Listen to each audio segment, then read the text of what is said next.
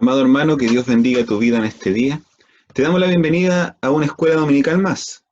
Nos congregamos hoy día 2 de agosto a través de este medio. Te saludamos ahí en tu casa, junto a tu familia, junto a tus hijos, junto a tus nietos. Te invitamos a que te puedas preparar, tengas un cuaderno a mano, lápiz, para que puedas tomar apunte y puedas seguir esta clase o esta lección en este formato virtual. Así que prepara ahí a tu familia, ponte cómodo. Prepárate para poder recibir de la palabra del Señor.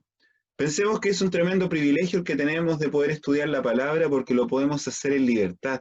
Pensemos en aquellos que no lo pueden hacer, en aquellos países que son perseguidos, donde siquiera mencionar el nombre de nuestro Señor Jesucristo es una pena de muerte para aquellos cristianos que están en ese lugar. Así que cada vez que usted tenga la oportunidad de leer la palabra del Señor, cada vez que tenga la oportunidad de leer la Biblia, piense que es un tremendo privilegio. Amado hermano, ahí en el lugar donde tú estás, te invito a que podamos orar. Toma a tu familia, ora junto a ella. En estos tiempos es importante poder orar juntos. Vamos delante de la presencia del Señor. Amén. Amado Dios y Padre del cielo, te damos las gracias, Dios de la gloria, porque tú, Señor, nos permites, Dios amado, poder congregarnos, Señor, a través de estos medios digitales, Padre. Señor, oramos, Dios, para que tu presencia, Señor, sea derramada, Señor, sobre los hogares de mis hermanos, Señor. Padre, que tu Espíritu Santo, Señor, se mueva con poder, Dios, en el hogar de cada uno de mis hermanos, Señor. Padre, derrámate, Señor, sobre nuestras vidas, Señor, aún más en este tiempo, Señor, que se viven tiempos peligrosos, Señor, tiempos de incertidumbre, Señor. Todas las personas, Señor, viven, Dios eterno, desconfiadas, Señor, o con una inseguridad total. Pero nosotros, Dios eterno, hemos depositado, Señor, nuestra confianza en ti, Señor. Padre, por eso, Señor, oramos, Dios amado, para que tú, Señor, puedas guiar esta escuela dominical. Bendice los hogares de mis hermanos, Señor. Que lo que hoy se hable, Señor, sea de bendición, Dios eterno, para muchas personas, Señor. Padre, en el nombre de Jesús, Señor, te lo pedimos. Amén y amén. Amado hermano, ahí en el lugar donde tú te encuentras, te quiero comentar que la lección que hoy estaremos viendo es la lección número 17, que habla sobre las ordenanzas de la iglesia. El bosquejo de esta lección tú lo puedes encontrar en el link de este video. Cuando tú después lo puedas ver o si lo quieres descargar, lo puedes encontrar allí. Vamos a avanzar en esta lectura. Y bueno, como les mencionaba, la lección de hoy es la ordenanza de la iglesia. Como iglesia, o nuestro Señor Jesucristo nos dejó dos ordenanzas principales y fueron dadas por Él. Una es la Santa Cena y la otra es el bautismo. Y bueno, el objetivo de esta lección es poder conocer y comprender en plenitud cuáles son las ordenanzas que existen en la iglesia. Nosotros como iglesia, como asamblea de Dios, hemos decidido reconocemos el bautismo en agua y la Santa Cena del Señor como ordenanza, porque fueron prácticas religiosas ordenadas o establecidas por nuestro mismo Señor Jesucristo. Al cumplir estos deberes espirituales, se nos recuerda a nosotros como cristianos la obra importante que tuvo el Señor en nuestra vida o en nuestro corazón. Supongo que también tú en este momento te estás llevando a pensar cuándo fue el momento que tú decidiste bautizarte, porque el bautismo entendemos que es una decisión importante para los cristianos porque es un paso que nosotros damos para poder entregar nuestra vida al Señor y poder decir que somos, que pertenecemos al Señor y lo reconocemos públicamente. El bautismo en agua, esta ordenanza del bautismo por inmersión, nosotros como iglesia no rociamos o no lo hacemos por aspersión, sino que lo hacemos por inmersión. Así que más de alguno de ustedes quizás recordará cuando fue bautizado en algún bautisterio, quizás en una piscina, quizás en el mar, en un lago, en una laguna, en algún lugar así, y lo pudieron hacer por inmersión. Y hay un detalle, hay algo bastante importante. Todo el que se arrepiente y cree en Jesucristo como Señor y Salvador personal debe ser bautizado. Esto mismo lo dejó establecido nuestro Señor Jesucristo en su palabra. Este acto del bautismo simbólicamente declara a todo el mundo que la antigua vida y el estilo pecaminoso del creyente bautizado murieron con Cristo en la salvación y que un nuevo ser espiritual ha sido levantado con Cristo para vivir una nueva vida. Amado hermano, cuando tú decidiste bautizarte, renunciaste a tu antigua vida, a tu antigua forma de vivir, a tu pasado, a lo que te tenía atado al mundo.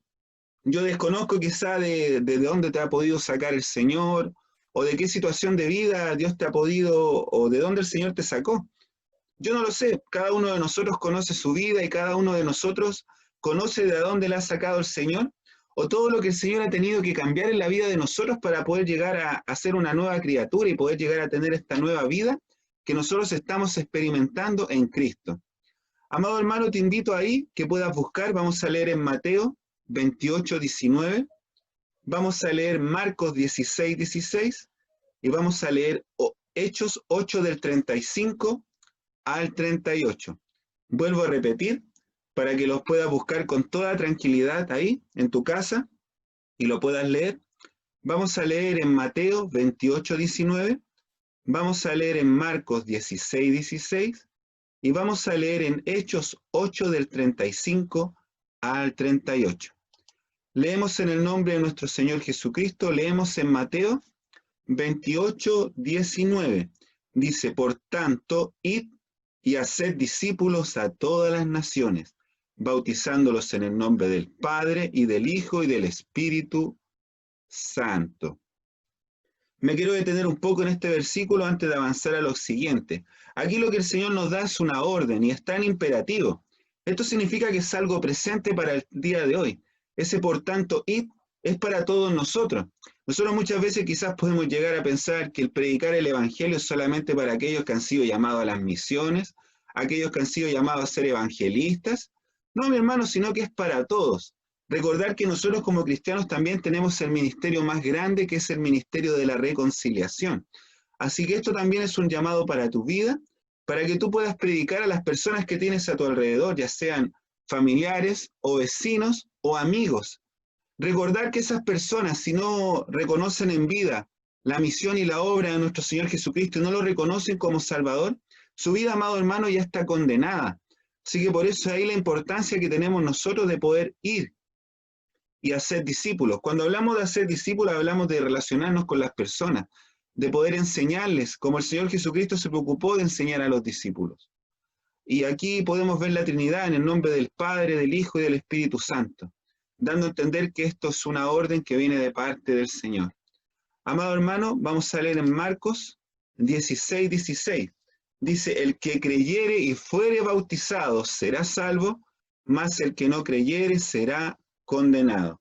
Aquí también nos deja más que claro la importancia de poder ser bautizados, de poder entregar nuestra vida al Señor. Aquí dice será salvo. Un detalle bastante importante, este verbo puede darnos a nosotros la impresión que está en pasado, pero esto está en un presente eterno. Recordad que para el Señor no existe el tiempo, y este será salvo significa que es eterno, habla de la salvación, habla de que somos salvos eternamente con Él. Y dice más, el que no creyere será condenado. Podemos entender que aquellas personas que no han creído en el Evangelio ya han sido condenadas, amado hermano, y ahí por eso la importancia de que podamos predicar el Evangelio nosotros. Y esto es algo que ha sido dado a nosotros como hijos de Dios, el poder predicar del Señor. Leemos en Hechos, vamos a leer en Hechos 8 del 35 al 38. Amén. Leemos en el nombre de nuestro Señor Jesucristo. Dice, entonces Felipe, abriendo su boca y comenzando desde esta escritura, le anunció el Evangelio de Jesús. Y yendo por el camino llegaron a cierta agua y dijo el eunuco, aquí hay agua, ¿qué impide que yo sea bautizado? Felipe dijo, si crees de todo corazón, bien puedes. Y respondiendo dijo, creo que Jesucristo es el Hijo de Dios. Y mandó parar el carro y descendieron ambos al agua, Felipe y el eunuco, y le fue y le bautizó. Amén. Acá podemos ver un testimonio de bautismo. Quizá usted cuando decidió entregar su vida al Señor fue un momento de gran gozo para su vida. Fue un momento en el cual usted estaba totalmente seguro de poder hacerlo. Quizá hoy en día tú estás pensando, quizás que lo que hiciste hace tiempo ya no tuvo efecto. Te quiero decir que el bautismo es algo que tú hiciste de una vez y para siempre. Y quizás si tú en este momento tu fe está debilitada o te sientes débil en la fe, Te invito a que puedas orar delante del Señor y puedas entregar tu vida a Él y puedas derramarte delante de Él para que seas fortalecido, amén. Y con esta misma fe que este eunuco fue bautizado, asimismo el Señor nos llama a que nosotros o a aquellos que no han tomado aún la decisión de bautizarlo, esto te lo digo a ti, quizás joven o adolescente, que aún no has tomado tu decisión de ser bautizado. Dios quiere que tú puedas rendir tu vida totalmente delante de Él, o quizás tú eres un adulto que tampoco has tomado la decisión de ser bautizado. Hoy en este tiempo no lo podemos hacer porque no nos podemos reunir de manera física, pero apenas lo podamos hacer, anda pensando en esto y anda pensando en poder entregar tu vida al Señor y en poder hacerlo públicamente. Recordemos que nuestro Señor fue exhibido públicamente frente a los ojos de todas las personas para que se pudiera reconocer su condición de Dios y que Él después fuera resucitado. Y aquí nosotros cuando decidimos ser bautizados, decidimos entregar nuestra vida al Señor y comenzamos un nuevo nacimiento en Él, amado hermano. Amén. Vamos a avanzar. Las ordenanzas de la Iglesia. La ordenanza de la Iglesia explora un tema que ha sido el centro de considerables controversias en la historia de la doctrina cristiana. La mayor parte de los grupos protestantes están de acuerdo en que Cristo le dejó a la Iglesia dos observancias o ritos que se debían incorporar a la adoración cristiana. Una es el bautismo en agua y el otro es la cena del Señor. El protestantismo, siguiendo a los reformadores, ha rechazado la naturaleza sacramental de todos los ritos, con la excepción de los dos originales. Desde los tiempos de Agustín, muchos han seguido esta idea de que tanto el bautismo como la cena del Señor sirven como señal externa y visible de una gracia interna y espiritual. El problema no está en si se deben practicar estos dos ritos, sino en cómo interpretar su significado. Por ejemplo, ¿qué implica una gracia interna y espiritual? Te llevo a pensar un poco en esta pregunta. ¿Qué implica una gracia interna y espiritual? Estos ritos históricos de la fe cristiana reciben normalmente el nombre de sacramentos u ordenanzas. Nuevamente, hay quienes usan estos términos de manera intercambiable, mientras que otros señalan que es importante tener una comprensión correcta de las diferencias entre estos dos conceptos para hacer una aplicación teológica y exacta. Aquí me quiero detener un poco. Aquí hablamos de la palabra sacramento. Sacramento significa algo que nosotros tenemos que guardar de corazón, algo que nosotros entendemos que es ley para nosotros. Porque, por ejemplo, si alguien decide bautizarse o decide tomar la cena del Señor de manera no realmente entendiendo su significado, ¿está realmente fallándole al Señor o está realmente haciendo algo de manera incorrecta? Algo que al Señor no le agrada. Dice la palabra del Señor que Él conoce el corazón del hombre, Él conoce lo que está en el corazón de cada uno de nosotros.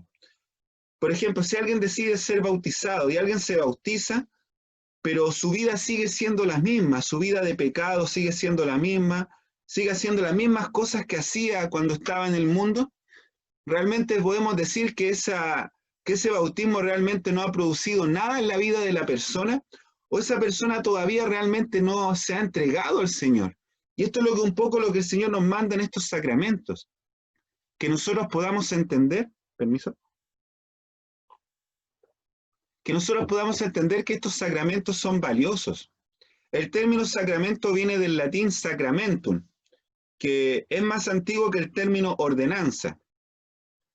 Y al parecer tiene un uso más amplio en el mundo antiguo.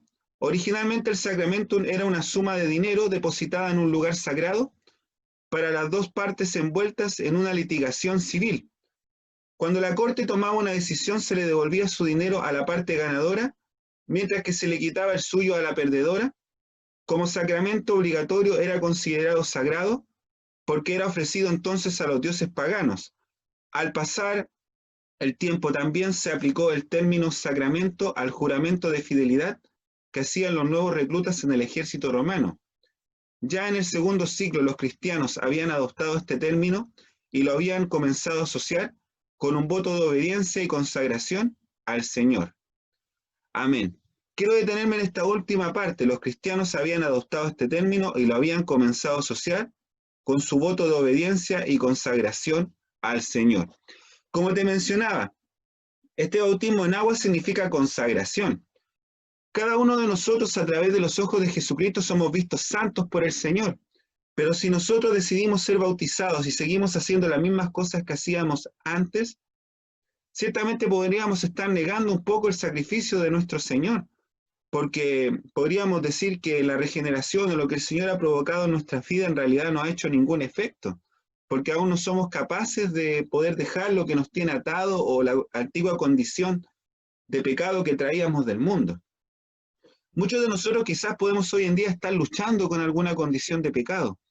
Y allí la importancia, amado hermano, de poder estar juntos. Si tú necesitas ayuda, te puedes acercar ya sea a los pastores o a alguien que esté en el liderazgo. Y en oración el Señor te puede sacar de tu condición o de lo que te tiene afectado. Podemos leer en la Vulgata Latina, escrito antiguo de la palabra del Señor, alrededor del año 400, usó el término sacramentum para traducir el término griego mysterium, o que significa misterio, lo cual añadía una connotación más bien secreta o misteriosa a aquellas cosas consideradas sagradas. De hecho, a lo largo de los años, los sacramentalistas han tendido en diversos grados a ver los sacramentos como unos ritos que les confieren gracia espiritual, con frecuencia gracia salvadora, a los que participan de ellos. Ojo aquí con lo que estábamos leyendo. Muchas veces o muchas doctrinas hacen ciertos rituales pensando que con esos rituales pueden llegar a alcanzar salvación o pueden llegar a ser salvos por lo que han hecho frente a sus dioses, ya sean dioses paganos. Cuando hablamos de esto también y pasamos estos sacramentos que mencionábamos que también son parte de los sacramentos que creen las asambleas de Dios, no significa que tú por ser bautizado, bueno, aunque lo leíamos que el que creyere y fuere bautizado, pero leíamos que el que creyere. Y nosotros para poder primeramente llegar a creer en Dios, tenemos que creer y servirle de corazón, servirle con una vida entregada. Porque simplemente si nosotros decidimos bajar a las aguas y seguimos manteniendo nuestra condición, va a bajar un pecador mojado y va a subir un pecador mojado de las aguas. Y no va a haber ninguna gracia salvadora en esa acción o en ese hecho, por el hecho de haber participado en ese sacramento, sino que es poder rendir la vida, poder ser entregado. El término ordenanza también se deriva del latín ordo, que significa una fila o una orden. Entendemos que esto ha sido una orden de parte del Señor, relacionado con los ritos del bautismo en agua y de la comunión. La palabra ordenanza sugiere que estas ceremonias sagradas fueron instituidas por un mandato o una orden de Cristo. Él dispuso que se observara a la Iglesia, no porque tuviera unido ningún poder místico o gracia salvadora, sino más bien porque simbolizan lo que ya ha sucedido en la vida del que ha aceptado su obra salvadora. Cada uno de nosotros ha podido ver cuando una persona decide entregar su vida al Señor, uno nota cambios. Quizás tú has tenido algún familiar que ha entregado su vida al Señor y tú has podido ver cambios. Quizás tus hijos, cuando decidieron entregar su vida al Señor, y tú has podido observar cambios en ellas. Quizás tú mismo tú pudiste ver los cambios tremendos que el Señor hizo en tu vida cuando tú decidiste entregar tu vida a Él. Mayormente a causa de la connotación un tanto mágica que acompaña el uso de la palabra sacramento, los pentecostales y evangélicos suelen preferir el término ordenanza. Por eso que nosotros mencionábamos al comienzo de esta lección el término ordenanza de la iglesia. Ordenanza para expresar lo que entienden ellos con respecto al bautismo y la cena del Señor. Ya desde tiempo de la Reforma, algunos pusieron objeciones al uso de la palabra sacramentos, prefiriendo hablar de señales o sellos de la gracia. Tanto Lutero como Calvino utilizan el término sacramento, pero llamaron la atención sobre el hecho de que el uso que ellos hacían de él tenía un sentido teológico distinto al que implica originalmente la palabra. Un compañero de Martín Lutero, Felipe Melanchthon, prefería utilizar el término señales. Hoy en día algunos que consideran que no se consideran sacramentalistas, es decir, que no consideran que se administre la gracia salvadora a través de los sacramentos, siguen usando los términos sacramento y ordenanza como sinónimos. Ojo aquí, mi hermano, ¿eh? Hay hay un tema bastante importante que era lo que hemos estado mencionando en todo este hilo de esta lección. Tenemos que entender que esto fue dispuesto por Cristo. El hecho cuando nosotros tomamos la cena del Señor o decidimos bautizarnos y cuando participamos en ella entendemos que es un mandato y aún más lo seguimos por ejemplo. Nuestro Señor Jesucristo no tenía pecado, pero Él decidió cumplir toda la ley y Él decidió ser bautizado. Incluso le llegó a decir a Juan el Bautista, yo tengo que ser bautizado por ti. Quiero que podamos entender un poco en esto, mi hermano, que el Señor mismo lo cumplió, Él cumplió toda la ley, toda la ley. ¿Y qué nos queda a nosotros que somos sus discípulos, que somos sus seguidores?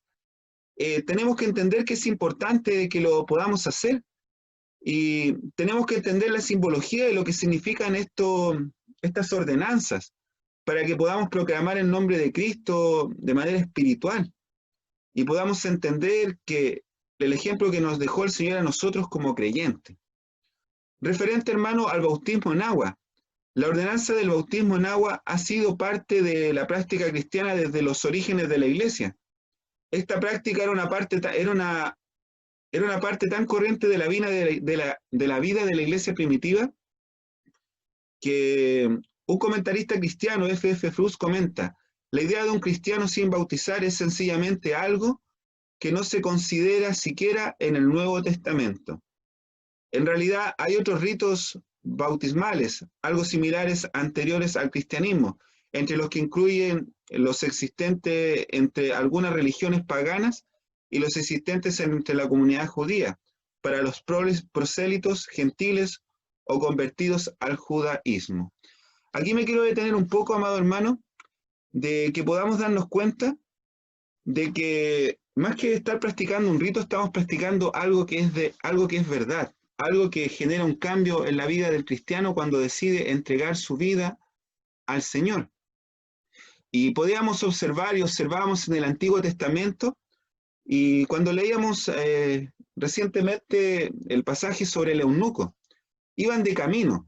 Bueno, de hecho a los cristianos se les conoció en anterioridad a los del camino, la primera vez a los cristianos, los del camino, porque predicaban en todo lugar. De hecho, aprovechando la conectividad que ofrecían las carreteras que fueron construidas por los romanos para poder desplazarse de un lugar a otro, para poder predicar el Evangelio.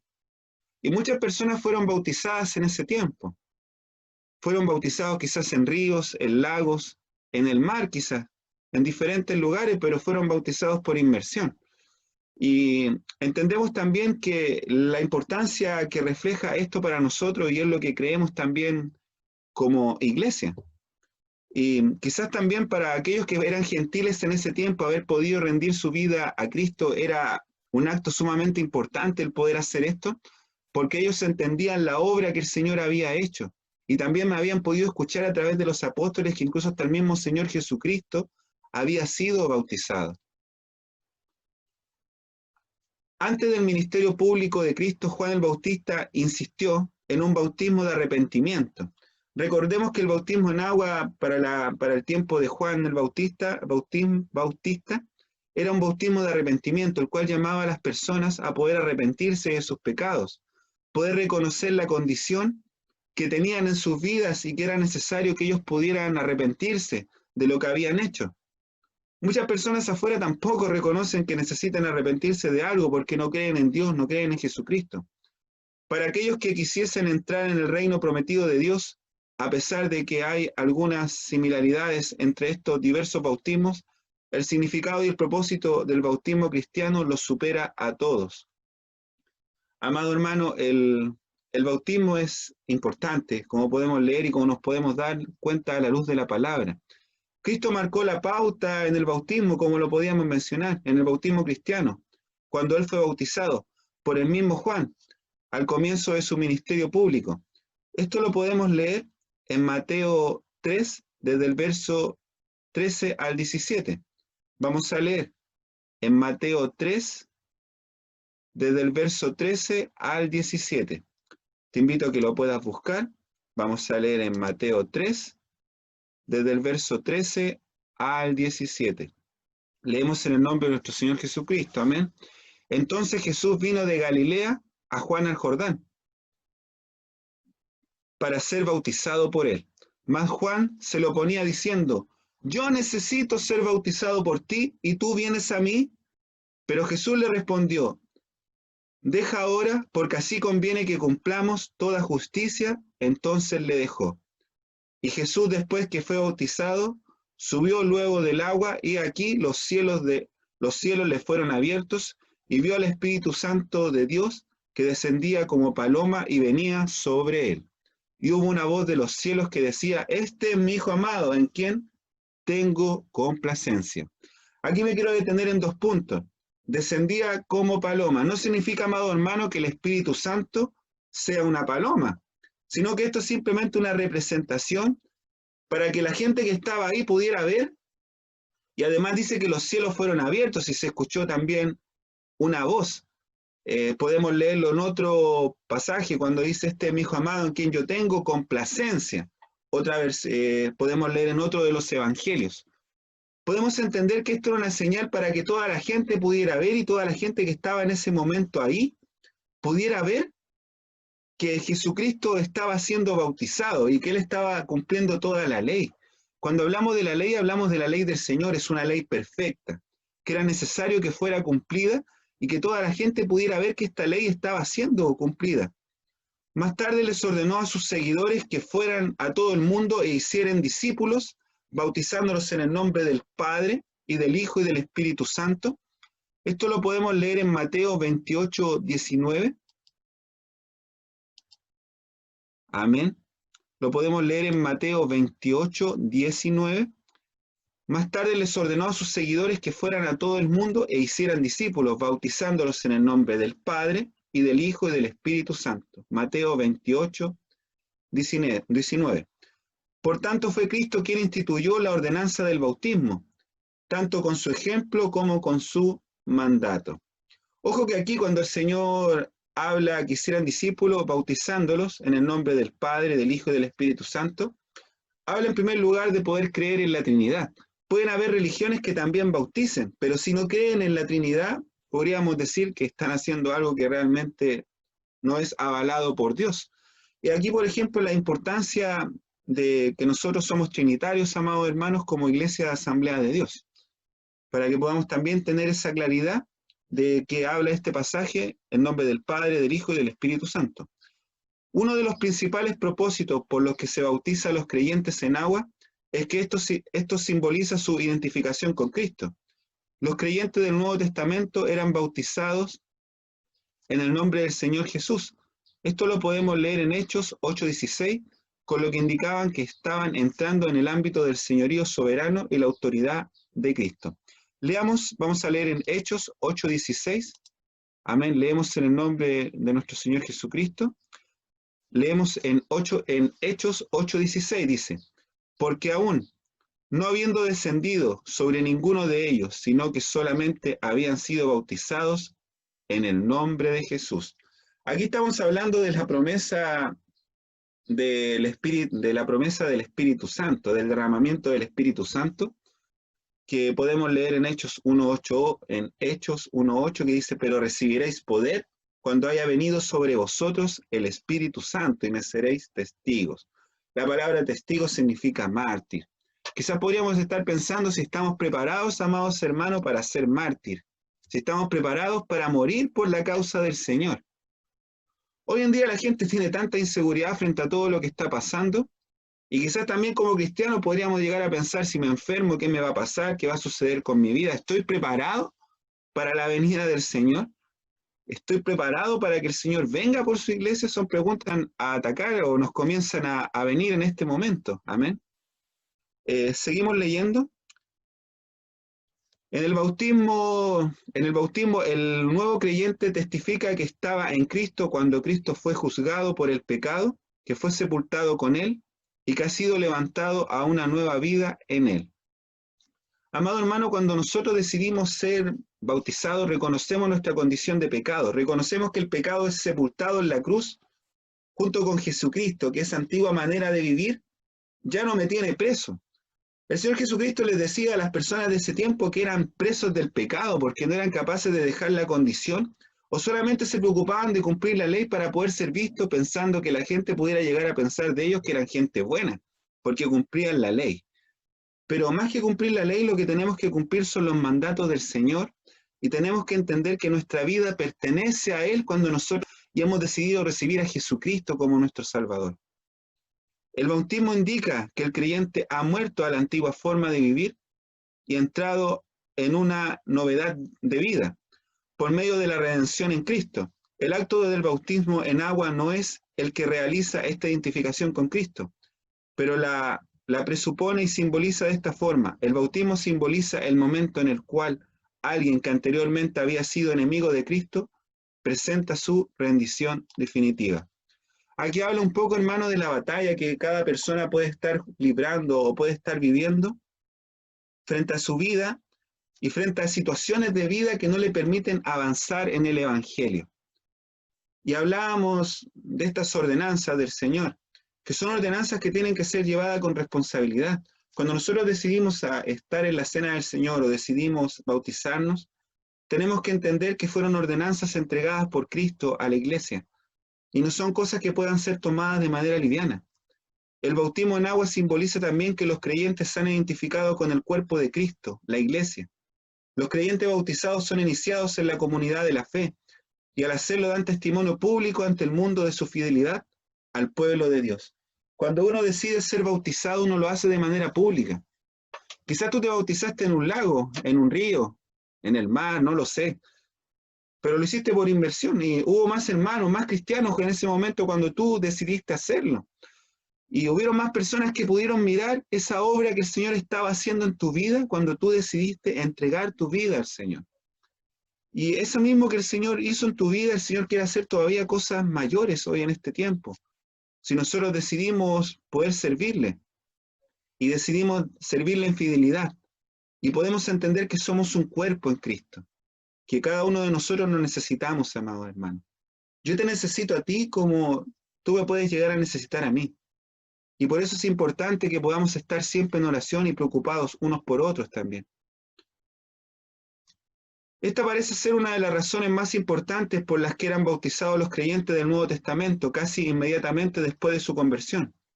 En un mundo que era hostil a la fe cristiana, era importante que los nuevos creyentes tomaran partido junto con los discípulos de Cristo y se integraran de inmediato en la vida total de la comunidad cristiana.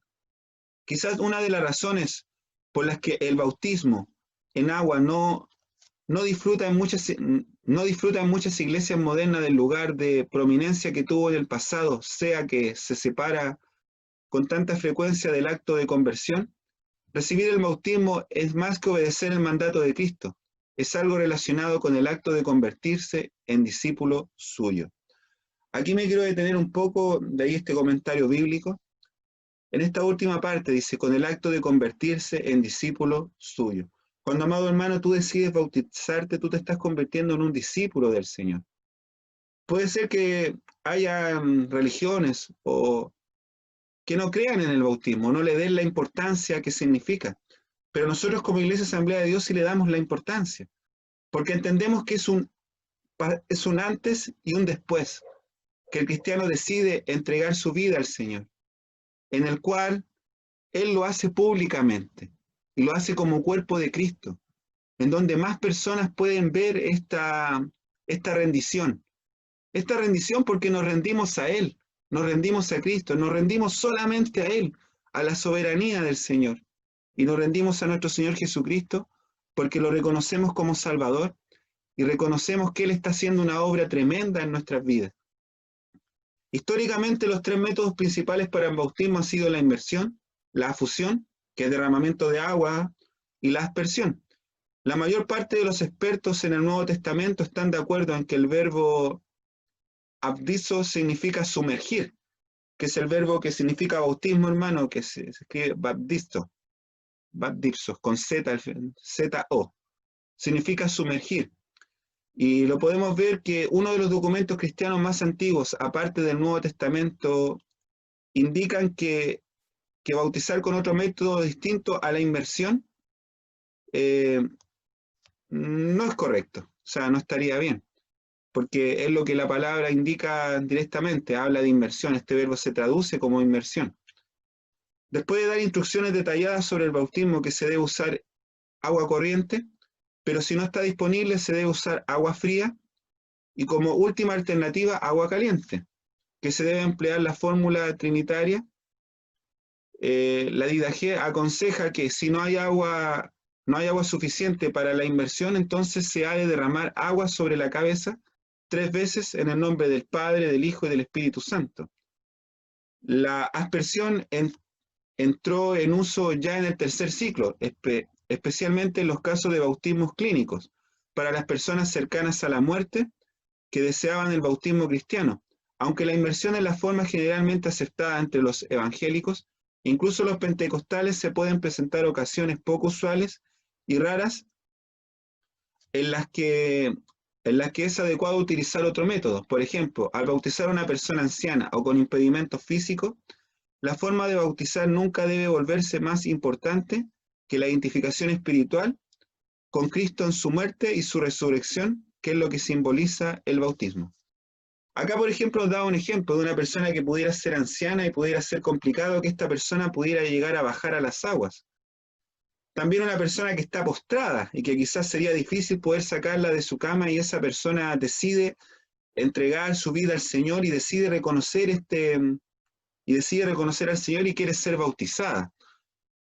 O podemos estar en un lugar que es desértico y solamente tenemos muy poca agua y la persona que le estamos predicando el Evangelio también decide entregar su vida al Señor y quiere ser bautizada.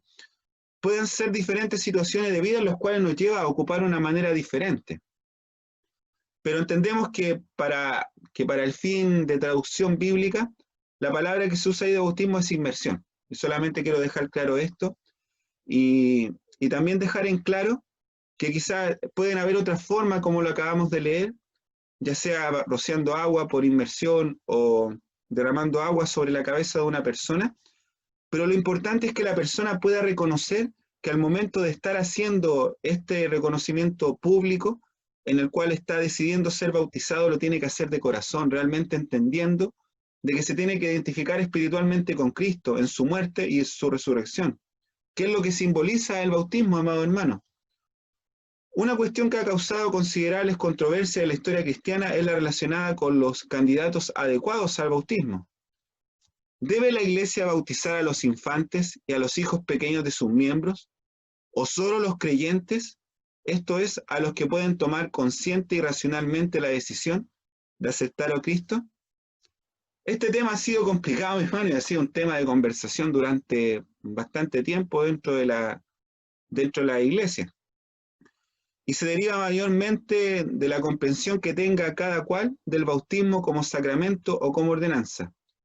¿Conlleva una gracia el acto en sí mismo, el sacramento, o simboliza la gracia que ya ha sido dada en la ordenanza? Eso es una pregunta, ¿no? ¿Conlleva algo especial, amado hermano, si nosotros decidimos bautizarnos y no hemos entendido lo que es realmente el bautismo? Nosotros como Iglesia Asamblea de Dios no bautizamos infantes, lo que sí presentamos a los niños cuando son pequeños. Los presentamos delante del altar y se ora por ellos, pidiendo al Señor de que ese niño que en algún momento cuando pueda tener discernimiento del bien y del mal, pueda él de manera personal poder rendir su vida al Señor y pueda realmente él entregar su vida de forma voluntaria al Señor. Y entendemos también que los niños tienen una inocencia, hermano. Ellos cuando son pequeños quizás no entienden ciertas situaciones de vida, o no saben tampoco lo que es el pecado cuando es una guagua o es un bebé. Se han utilizado argumentos tomados de los primeros padres de la Iglesia, tanto a favor como en contra del bautismo de infantes. Por ejemplo, en el tercer ciclo, se afirmaba que la Iglesia había recibido una tradición de administrarles el bautismo a los infantes, aún en contra... Sin embargo, al mismo tiempo, Tertuliano daba razones contra el bautismo de infantes y de niños, porque se apresuraba a la edad de la inocencia a asegurarse el perdón de los pecados.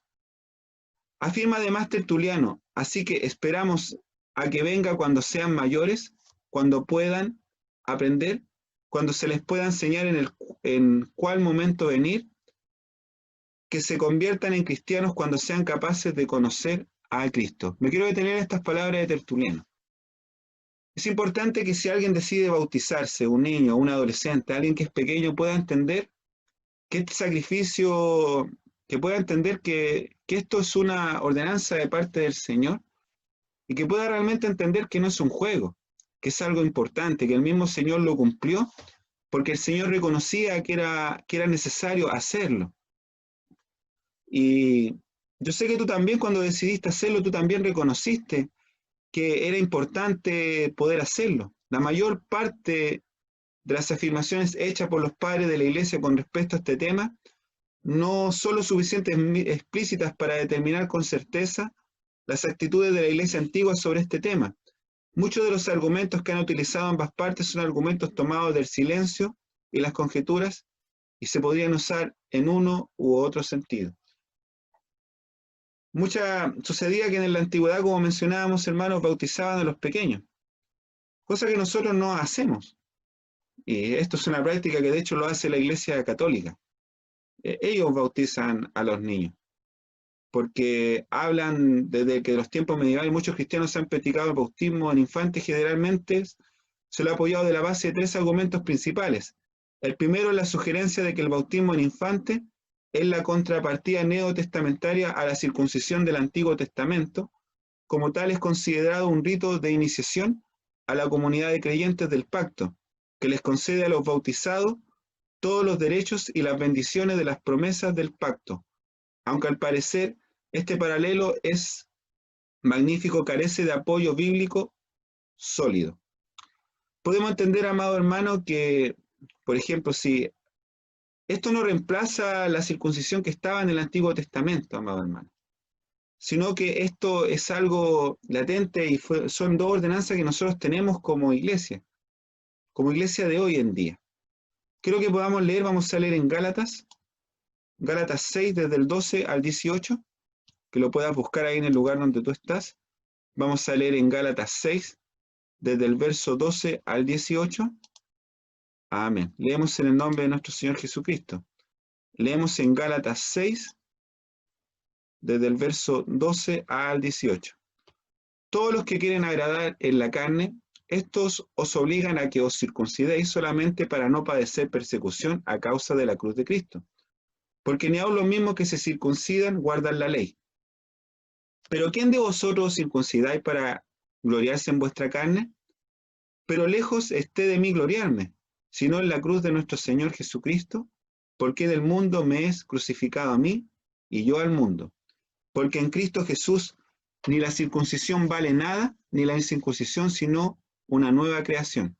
Y a todos los que andan conforme a esta regla, paz y misericordia sea a ellos y al Israel de Dios. De aquí en adelante nadie me cause molestias, porque yo traigo en mi cuerpo las marcas del Señor Jesús. Quiero detenerme, amado hermano, en el primer versículo, del verso 12. Todos los que quieren agradar en la carne, estos os obligan a que os circuncidéis. Amado hermano, el hecho de decidir tomar el bautismo no te va a salvar. Lo que realmente te va a salvar es que tú decidas entregar tu vida al Señor y le decidas servir de corazón. La palabra del Señor llama a cuidar nuestra salvación con temor y temblor, amado hermano. Porque esta gente en el Antiguo Testamento se tomaban el hecho de circuncidarse para pensar de poder salvarse de la ira venidera, poder salvarse de las condiciones, de lo que pudiera venir sobre sus vidas. Pero hacían solamente por eso, no lo hacían porque quisieran servir a Dios de corazón o porque entendieran que Dios es Dios, sino que simplemente lo hacían para poder salvar su carne de ser atormentada, solamente por eso, amado hermano. No lo hacían por otra razón. Y esto es lo que nos deja un poco claro lo que estábamos leyendo aquí en Gálatas. Pero lejos esté de gloriarme, sino en la cruz de nuestro Señor Jesucristo, porque en el mundo me es crucificado a mí y yo al mundo. Amado hermano, el Señor nos llama a que podamos crucificar nuestro pasado, lo que nos tiene atado, lo que nos impide buscar del Señor. Y a todos los que anden conforme a esta regla, paz y misericordia sea de ellos y al Israel de Dios.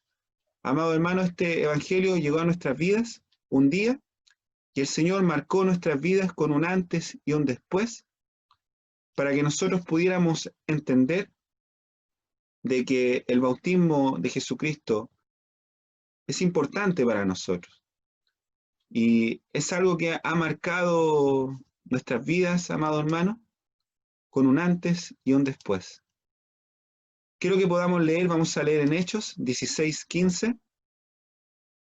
Hechos 16:15. Amén.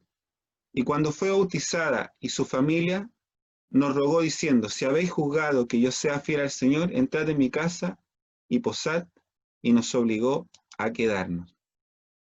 En este pasaje se asume que habían infantes dentro de este lugar, y la gente que avala esta doctrina de poder bautizar infantes se basa en este pasaje, y también lo hacen en Hechos 16:33, donde también se asume que pueden haber habido infantes dentro de la casa de este carcelero. Hechos 16:33 dice: y él, tomándolos en aquella misma hora de la noche, les lavó las heridas y enseguida se bautizó él con todos los suyos. Asumimos que si es un hogar o una casa, lo más seguro que hayan habido infantes dentro de ese lugar o hayan habido niños pequeños. Y como les mencionaba, muchas doctrinas o religiones creen que es necesario poder bautizarlo. Y el hecho, por ejemplo, la palabra que ocupa acá de bautismo en las casas, viene de la fórmula o del latín oikos, que era lo que ellos poco querían aplicar en esta fórmula de bautismo junto a los infantes o de los pequeños. Y daba a entender que al menos en algunas de estas casas podían haber algún niño pequeño o algún infante que fueron bautizados. Nuevamente este argumento está apoyado mayormente en el silencio y en la base de solamente conjetura, amado hermano. Solamente conjetura.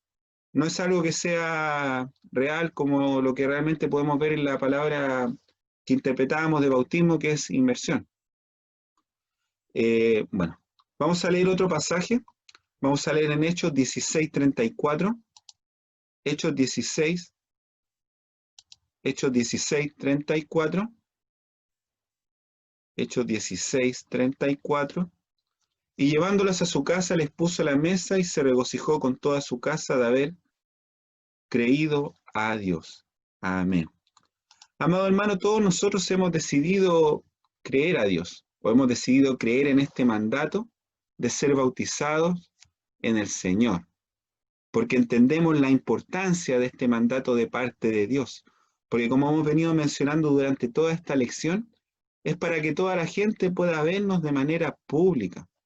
Un tercer argumento utilizado con frecuencia es que el infante nace con la culpa del pecado original y tiene necesidad de recibir el perdón que le llega por medio del bautismo.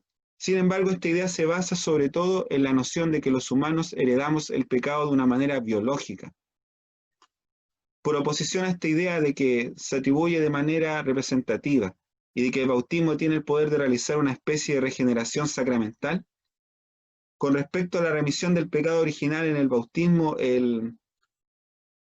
Oliver Quick hace una interesante observación. ¿Hasta dónde nos indica la experiencia, las tendencias pecaminosas o los defectos espirituales de un niño bautizado y de otro sin bautizar? Son prácticamente los mismos.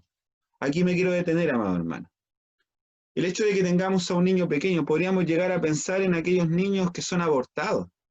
No fueron bautizados, no pudieron ser bautizados, no tuvieron opción, porque hubo alguien que con maldad en su corazón decidió abortarles. Y podríamos llegar a pensar: oh, ese niño no se va a ir al cielo. No es así, amado hermano. Porque de hecho el mismo Señor Jesucristo en su palabra decía: dejar a los niños venir a mí, porque de los tales es el reino de los cielos. Cuando el Señor hablaba de los tales, habla de la inocencia de un niño. Tú en los ojos de un niño, amado hermano, puedes ver el perdón. Un niño es capaz de olvidar de manera rápida algo, incluso es capaz de creer con una fe tremenda. Si tú le pides a un niño pequeño orar por alguien enfermo, ese niño lo va a hacer con una tremenda fe que ni siquiera tú piensas tener, amado hermano. Yo lo he podido ver en los años que llevo en el Evangelio, he podido ver orar a niños con tal fe cuando tú les pides orar por alguien que esté enfermo, que es algo que de hecho nosotros como adultos nos debe sorprender. Y es lo que el mismo Señor entendía, de que ellos es el reino de los cielos. Como sugerimos anteriormente, la mayoría de los que sostienen que el bautismo es una ordenanza y no un sacramento, consideran que el bautismo solo fue pensado para los creyentes nacidos de nuevo. Además, debemos señalar que incluso algunos de los más prominentes entre los teólogos no evangélicos de los tiempos modernos han rechazado la práctica del bautismo de infantes. Esto nos puede dar un grado de tranquilidad, hermanos, que aquellos que se han dedicado a estudiar las Escrituras rechazan que sea necesario el poder bautizarlos a los pequeños. Nosotros lo hacemos cuando el hermano tiene una madurez espiritual para poder tomar una decisión por Cristo. Amén. Seguimos avanzando. Otra de las ordenanzas de la iglesia es la cena del Señor. La segunda ordenanza de la iglesia es la cena del Señor o Santa Comunión. Como el bautismo, esta ordenanza ha formado parte integral del culto cristiano desde el ministerio terrenal de Cristo, cuando él mismo instituyó este rito en la noche en que fue traicionado durante la cena de la Pascua. La cena del Señor tiene algunas contrapartidas comparables en otras tradiciones religiosas, como la Pascua judía y las religiones antiguas que tenían un tipo de cena sacramental para identificarse con sus deidades, pero va mucho más allá que ellas en cuanto a significado e importancia. Esto nos puede quedar un poco más claro, hermanos, si leemos en Lucas 22, versos 19 y 20. Lucas 22, versos 19 y 20. Tomó el pan, Lucas 22, versos 19 y 20, dice, y tomó el pan y dio gracias, y lo partió y les dio diciendo, esto es mi cuerpo que por vosotros es dado, haced esto en memoria de mí. De igual manera, después que hubo cenado, tomó la copa diciendo, esta copa es el nuevo pacto en mi sangre que por vosotros se derrama. Amén. Amén, amado hermano. Tremenda palabra esta, ¿eh?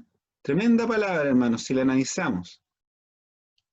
Porque el Señor pudo compartir sus últimos momentos con sus discípulos, instruyéndole este mandato, lo que tenían que hacer, también en memoria de él. Leamos en 1 Corintios 11, del 24 al 25. 1 Corintios 11, del 24 al 25. Este pasaje bíblico normalmente nosotros lo usamos para tomar la cena del Señor. Es leído cada vez que nos toca compartir la cena del Señor. Leemos así, dice 1 Corintios 11, versos 24 al 25. Y habiendo dado gracias, lo partió y dijo, tomad, comed, esto es mi cuerpo que por vosotros es partido, haced esto en memoria de mí. Asimismo, tomó también la copa, después de haber cenado, diciendo, esta copa es el nuevo pacto en mi sangre, haced esto todas las veces que la bebiereis en memoria de mí. Habla de la memoria del Señor, amado hermano. Cada uno de nosotros quizás nos lleva en este momento a pensar cuando decidimos entregar nuestra vida al Señor, cuando decidimos entregarnos. Y es posible que el término que se traduce como memoria significa anamnesis, que significa, es un término clínico, que significa que hoy día o siempre estaremos recordando esto, lo estaremos recordando de forma eterna. Y pensar en alguna ocasión del pasado nos lleva a pensar en lo que el Señor hizo con nuestra vida. Y entendemos que el propósito o el recuerdo de esto que nos transporta a una acción que el Señor hizo con sus discípulos. Porque Él compartió ese momento. Y nosotros cuando lo hacemos también nos transportamos a pensar que está nuestro Señor con nosotros cuando recordamos y podemos recordar ese tremendo sacrificio en el cual Él se entregó por amor a ti, por amor a mí, por amor a toda la humanidad y por amor a todos nosotros, amado hermano.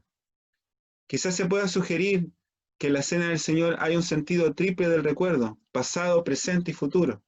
La iglesia se reúne como un solo cuerpo en la mesa del Señor para recordar su muerte. Los mismos elementos que es típico utilizar en la Santa Cena son representativos del sacrificio máximo de Cristo, dar su cuerpo y su sangre por los pecados del mundo. Hay también un sentido presente de comunión con Cristo en su mesa. La iglesia no se reúne a proclamar un héroe muerto, sino a un Salvador resucitado y vencedor. La frase la mesa del Señor sugiere que Él se halla a cargo de todo, como el verdadero anfitrión de la cena, amado hermano, con la connotación del sentido de que los creyentes están seguros y tienen paz en él. Leamos el Salmo 23, 5. Adereza mesa delante de mí en presencia de mis angustiadores. Unge mi cabeza con aceite, mi copa está rebosando. Aquí hablamos de la preparación que tuvo que tener el Señor Jesucristo al momento de decidir entregar su vida por nosotros. Finalmente hay un sentido futuro, de recuerdo, en que la comunión presente del creyente con el Señor no es la definitiva. En este sentido, la cena del Señor tiene una dimensión escatológica, puesta que se toma mientras se espera su regreso y la reunión eterna de la iglesia con Él. Leamos en Marcos 14, 25. Amén. Marcos 14, 25. De cierto os digo, que no beberé más del fruto de la vid hasta aquel día en que lo beba nuevo, hasta aquel día en que lo beba nuevo en el reino de Dios. El Señor entendía que algún día podría compartir con nosotros, con todos sus santos, con aquellos que han creído en Él, una nueva cena, pero con Él allá en los cielos. Por mientras lo recordamos y lo hacemos de manera simbólica aquí nosotros cuando nos podemos reunir. Quizá en este tiempo de pandemia hemos tenido que hacerlo en nuestro hogar, junto a nuestra familia, junto a tus hijos, tus nietos. Has tenido la oportunidad de poder reunirte con ellos y poder recordar el sacrificio de nuestro Señor. Leemos en 1 Corintios 11, 26. Así pues, todas las veces que comieres este pan y bebieres esta copa, la muerte del Señor anunciáis hasta que Él venga. Esperamos a un Salvador, amado hermano. Esperamos a un Salvador. Esperamos la venida de nuestro Señor. La comunión con Cristo denota además una comunión con su cuerpo. La iglesia tiene una relación vertical con el Señor. Los creyentes entienden este sacrificio, que fue por amor y que está vitalmente también asociado a nuestro amor al prójimo. Te invito a que podamos leer, ya para terminar. Vamos a leer en Mateo 22, del verso 37 al 39. Mateo 22, del verso 37 al 39. Jesús le dijo, amarás al Señor tu Dios con todo tu corazón y con toda tu alma y con toda tu mente. Este es el primero y gran mandamiento, y el segundo es semejante. Amarás a tu prójimo como a ti mismo. Amado hermano, estamos dando término a esta lección de la escuela dominical y te quiero llevar a pensar en este último pasaje que acabamos de leer aquí en Mateo. Amarás al Señor tu Dios con todo tu corazón, con toda tu alma y con toda tu mente. ¿Estamos realmente pudiendo amar a Dios con todas nuestras fuerzas? En estos tiempos quizás es difícil, quizás tú extrañas el poder juntarte, quizás era tu pilar, era importante para ti poder reunirte con los hermanos porque sentías apoyo de parte de ellos cuando te juntabas con ellos, porque podías pedir oración quizás ahí dentro de la misma iglesia y porque te sentías quizás acompañado. Pero amado hermano, te quiero decir que no estamos lejanos. Estamos quizás a una llamada de teléfono, de poder compartir con alguien, a un mensaje de WhatsApp, de poder comunicarte con alguien. A veces es importante que podamos dedicar tiempo a poder preocuparnos unos por otros y que nos podamos amar, hermano amado, como el Señor nos amó a nosotros. Y amén. Dios nos amó con tremendo corazón. Y el verso 39 dice, y el segundo es semejante, amarás a tu prójimo como a ti mismo. La palabra prójimo aquí se traduce como próximo, a la persona que tenemos más cercana. Quizás ahora tú tienes a tu familia ahí al lado, tienes a tus hijos, tienes a tu esposa, tienes a tus nietos. Te invito a que en este mismo espíritu y en esta misma comunión podamos tener un momento de oración delante de la presencia del Señor. Vamos a presentar nuestras vidas delante de Él. Vamos a orar juntos ya para ser despedidos de esta clase, más no de la presencia del Señor. Si hay algún hermano enfermo dentro de nosotros, te invito a que puedas colocar tu mano ahí en el lugar donde tú tienes afectado. Vamos a orar, creyendo con fe que el Señor puede sanar. Amado Dios, queremos, Dios eterno, despedir, Señor, esta clase de escuela dominical, Dios. Mas no nos despedimos, Dios eterno, de tu presencia, Señor. Padre, porque tu presencia, Señor, dice tu palabra, Dios, que nos acompañaría hasta el último lugar de la tierra, hasta el último lugar donde nosotros pudiéramos ir. Padre amado, quiero, Dios eterno, en esta mañana, Señor, poder orar por mis hermanos que están enfermos, Dios. Padre, ellos en este momento están poniendo sus manos, Señor, en el lugar ahí que tienen afectado, Señor, que tienen con dolor o con padecimiento, Padre. Dice tu palabra, Señor, que tú cargaste, Señor, nuestras enfermedades, Dios. Padre, oramos, Señor, con fe en este momento, Señor, extendemos, Dios, nuestras manos, Señor, en señal de fe, Señor, orando, Dios, por nuestros hermanos, Señor, para que pueda venir una sanidad, Señor, sobre el órgano, sobre lo que está afectado, Dios. Padre, ¿quién conoce más nuestro cuerpo, Señor, sino tú, Señor? Tú que nos formaste, Dios, en el vientre de nuestras madres, Señor. Padre, por ese motivo, Señor, oramos, Dios, creyendo con fe, Señor, que tú puedes traer sanidad, Dios. Padre, los presentamos la vida de mis hermanos, Dios, que pueda venir sanidad y salvación, Dios, sobre cada hogar cristiano, Señor, en esta mañana, Señor. Padre, en el nombre de Jesús te lo pedimos. Amén y amén. Amado hermano, que el Señor bendiga tu vida en este día, que Dios te bendiga grandemente. Amén.